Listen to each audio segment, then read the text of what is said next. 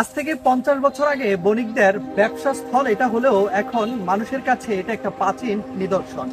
কি আছে এই নিদর্শনকে ঘিরে, কি আছে এই স্থাপনাকে ঘিরে, সেই নিয়ে আজকের প্রতিবেদন দেখবেন কুমিল্লার জমিনে। সাথে আছে আমি রাকিবুল ইসলাম।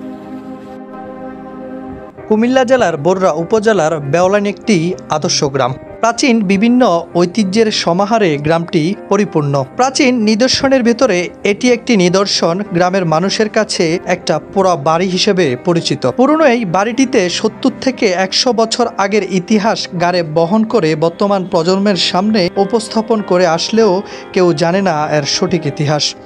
1971 সালের আগে হিন্দু ধর্মের বণিক সম্প্রদায়ের লোকেরা এই বাড়িটিতে তৎকালীন ব্যবসার হিসাব নিকাশ করার জন্য গড় হিসেবে ব্যবহার করতেন। এটাকে অনেকে আবার আরদও বলতেন। 1971 সালে মুক্তিযুদ্ধের সময় রাজাকার আলবদর এই বাড়িটিকে আগুন লাগিয়ে পুড়িয়ে দেয়। সেই থেকে বাড়িটির নাম হয় পুরনো পোড়া বাড়ি। পোড়া এই বাড়িতে আর কখনো ব্যবসায়িক কার্যক্রম চালায়নি বণিক ব্যবসায়ীরা। বর্তমান এই বাড়িতে জিনভূতের রাজত্ব চলছে এমনটাই জানান গ্রামের সাধারণ মানুষ।